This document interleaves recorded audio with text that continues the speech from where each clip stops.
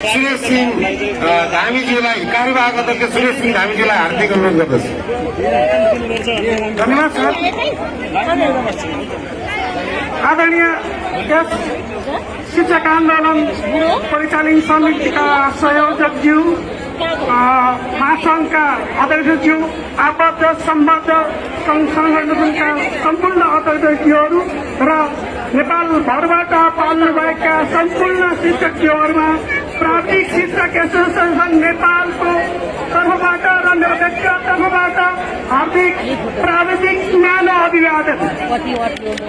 हामी विगत धेरै सहरहरूलाई अथवा सबै सहरहरूलाई महासहरलाई सबैलाई थाहा भएकै कुरो हो, नेपालमा 3 तहको शिक्षा जुन अहिले चलिरहेको छ,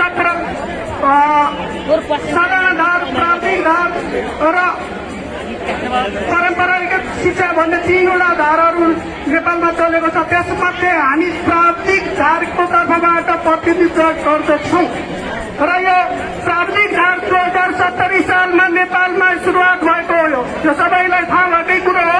तैपनि मैले छोटो यो प्राविधिक धार के हो भन्ने कुरामा थोरै आफ्नो यो प्राविधिक धारतर्फको इन्ट्रोडक्सन राख्न गइरहेको छु। 2070 सालमा नेपालभरमा 100वटा स्कुलहरूमा सुरु भएको प्राविधिक धार अहिले झन्डै 600 स्कुलहरूमा प्राविधिक धार शिक्षा पढाइ भइरहेको छ। यस्तो 5वटा फ्याकल्टीमा 5वटा धारहरूमा 5 किसिमको शिक्षा प्रदान गरिएको छ, जसमा plant science, animal science, engineering तर्फको 3वटा, सिभिल, इलेक्ट्रिकल र कम्प्युटर साइन्स पढाइ भइरहेको छ। यति भइरहँदा 2070 सालदेखि प्राविधिक शिक्षामा कुनै नयाँ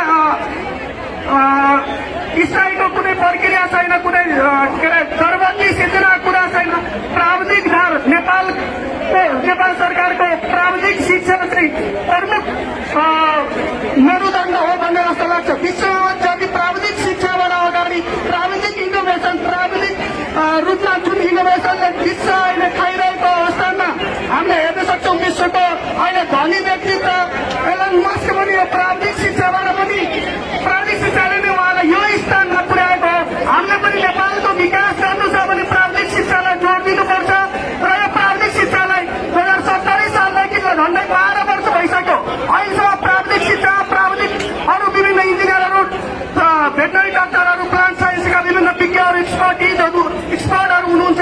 उहाँहरू अहिले म अहिले कार्यवाहक अध्यक्षको जिम्मेवारी पाउनुभन्दा अगाडि हाम्रो केन्द्रीय अध्यक्ष हुनुहुन्छ।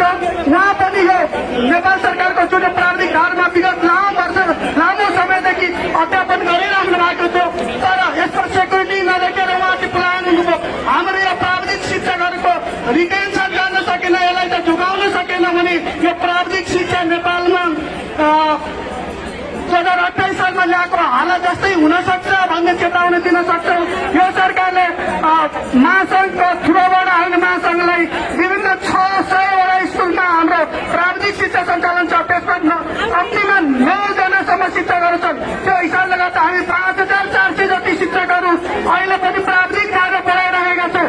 यत्रो ठुलो मासको पक्षमा अहिले महासंघज्यूलाई पनि हामी महासंघको समितिलाई संयोजक म्यामलाई पनि अनुरोध गर्छौँ। हामी प्राविधिक शिक्षाहरू अत्यन्त मार्गमा छौँ। हाम्रो प्राविधिक शिक्षाको कुरा एकदम पुछारमा आउँछ, मुद्दामा पनि लास्टमा आउँछ। त्यो चाहिँ मैले अलिकति शर्माहरूलाई पनि यस्तो बारेमा हाम्रो मुद्दालाई पनि प्राथमिकता उठाइदिन अनुरोध गर्दै आफ्नो भनाइ यहीँ टुङ्ग्याउँछु। हस्, धन्यवाद।